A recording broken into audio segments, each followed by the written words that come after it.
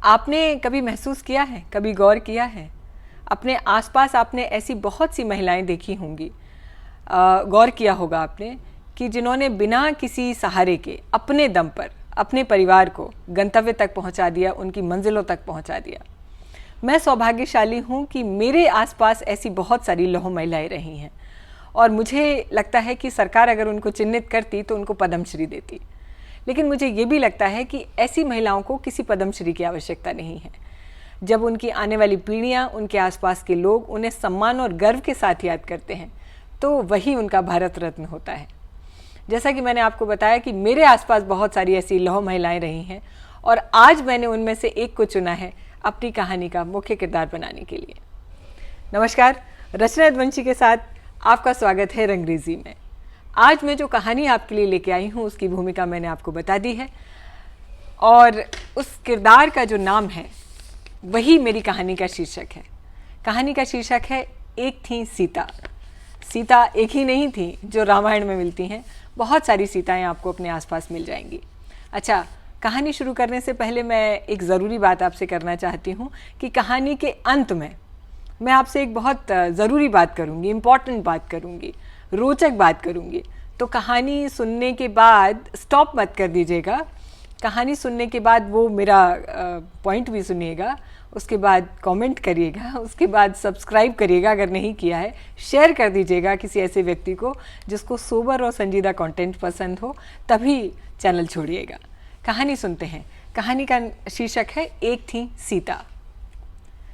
Parade थम। जब उनका दहाड़ता कमांड परेड ग्राउंड में गोली सा आता था तो एक पंक्ति में खड़ी लड़कियों की टुकड़ियां रोबोट सी स्विच ऑफ हो जाती थीं।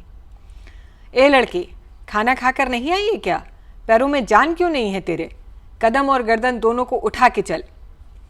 ये थी मिसेस सीता पहाड़िया। लंबी चौड़ी काया की स्वामिनी मिसेस पहाड़िया उतनी ही जोरदार आवाज़ की भी मलिका थीं। कद काठी और आवाज़ के हिसाब से उन्हें किसी सेना या पुलिस यानी यूनिफॉर्म वाली जगह पर होना चाहिए था, किंतु प्रोफेशन वाइज वो अंग्रेजी की शिक्षिका थीं। उनके व्यक्तित्व को मद्देनज़र रखते हुए स्कूल मैनेजमेंट ने उन्हें एनसीसी हेड बना दिया था और चुनौतियों से सीधे लोहा लेने वाली मिसेस पहाड़िया ने बिना किसी हिचकिचाहट या बहानों के इस नए दायित्व को सहज स्वीकार भी कर लिया था। आज मैंने बहुत दिनों बाद पेन से लिखा है तो इसीलिए ये पेपर नहीं है, आज मेरे पास पूरी डायरी है। आगे सुनिए। श्रीमती सीता पहाड़िया आज जब उनके बारे में सोचती हूँ, श्रीमती सीता पहाड़िया आज जब उनके बारे में सोचती हूँ तो लगता है कि उनके नाम से लेकर उनके उपनाम यानी सरनेम तक कितना सटीक बैठता था उन पर। सीता यानी एक ऐसी औरत जिसने देवी का दर्जा तो हासिल कर लिया किंतु पति के सानिध्य के लिए हमेशा तरसती ही रही। और पहाड़िया, ये सरनेम उनके पैतृक पूर्वज चूँकि उत्तराखंड के पहाड़ी इलाके से थे तो वो लगाती थीं, किंतु सीता मैम के जीवन की चुनौतियाँ किसी पहाड़ से कम नहीं थीं। ये बात और है कि उन्होंने पूरी जीवटता से न केवल जीवन जिया बल्कि तूफानों से घिरी नैया को कुशल नाविक की भांति खेते हुए लंगर से भी लगा दिया था। पहली ही क्लास से न केवल अपने जहन में रह जाने वाले व्यक्तित्व बल्कि अपने विषय में अकाट्य दक्षता और अभूतपूर्व टीचिंग शैली से अपने विद्यार्थियों में गहरी छाप छोड़ने वाली पहाड़िया मैम लगभग हर स्टूडेंट की फेवरेट हुआ करती थी। यूपी बोर्ड जहां अंग्रेज़ी भी हिंदी में पढ़ाई जाती है और शायद इसी वजह से ग्रामर में प्रवीण छात्राओं को धारा प्रवाह अंग्रेज़ी में सिद्धहस्त बनाने वाली सीता पहाड़िया मैम के कुछ सिग्नेचर स्टेटमेंट हुआ करते थे। उसमें से एक था where there is will there is way, यानी जहाँ चाह वहाँ राह, और शायद यही वाक्य उनके खुद के जीवन का सूत्र भी था। स्कूल के अलावा ट्यूशन भी लेती थीं पहाड़िया मैम। अपनी आर्थिक स्थिति मजबूत करने से ज़्यादा कमज़ोर स्टूडेंट्स को बेहतर और होशियार विद्यार्थियों को एक्सपर्ट बनाने पर जोर देने वाली पहाड़िया मैम की ट्यूशन क्लासेस बहुत मशहूर थीं। वो बच्चों को कभी कभी अपने हाथ से चाय पकौड़े बनाकर खिलाती थीं और ये उनका शौक़ से ज़्यादा शायद मुझे स्ट्रेस बस्टर एक्टिविटी लगता था जब मैं आज सोचती हूँ उनके इस विषय में।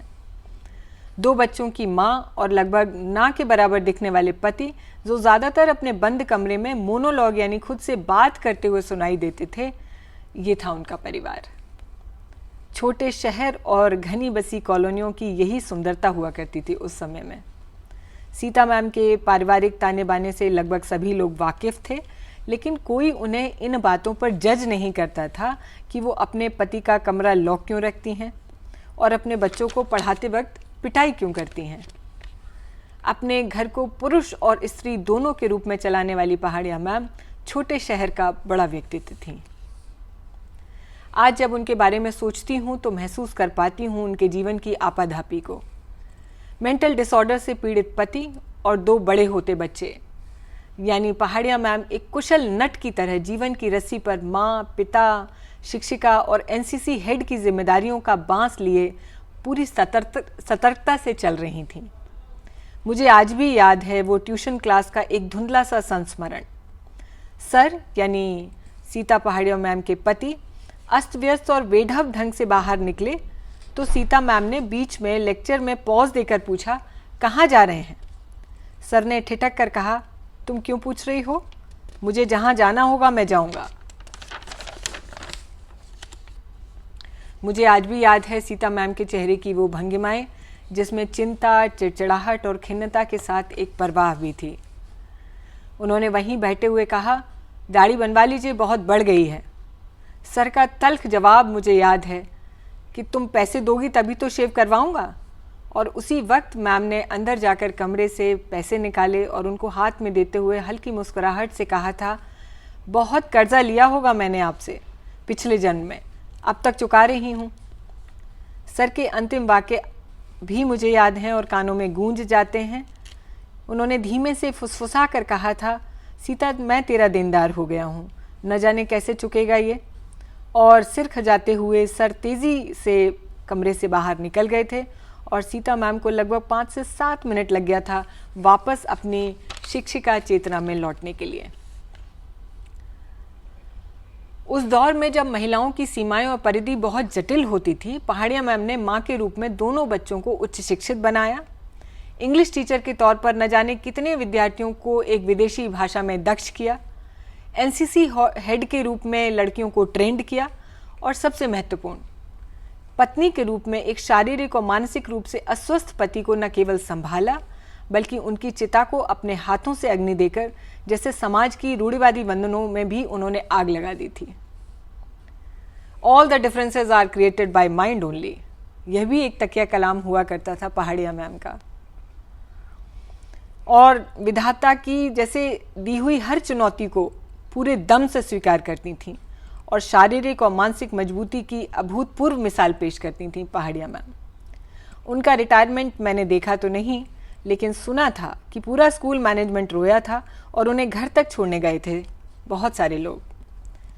कुछ शख्सियतें इस धरती पर वो मिसाल पेश कर जाती हैं जिनका गुणगान कई पीढ़ियाँ करती रहती हैं। ऐसे लोग सिर्फ देने आते हैं और बदले में मिलती हैं या तो आलोचना या चले जाने के बाद थोड़ी बहुत प्रशंसा। मुझे पूरी उम्मीद है कि जितनी सुंदर ये कहानी थी उतनी ही इंटेंसिटी से इसने आपके दिल को छुआ होगा। मैं जब भी उन्हें याद करती हूँ मेरा दिल भर आता है, क्योंकि मुझे पता है कि कितनी चुनौतियाँ थीं उनके सामने। आज जब इस जीवन को जीते हैं, जब बहुत सारी जिम्मेदारियाँ हैं आसपास, तो अक्सर उनकी याद आ जाती है कि वो कैसे करती होंगी इतना सब कुछ अकेले। लेकिन न केवल उन्होंने किया बल्कि सफलतापूर्वक किया।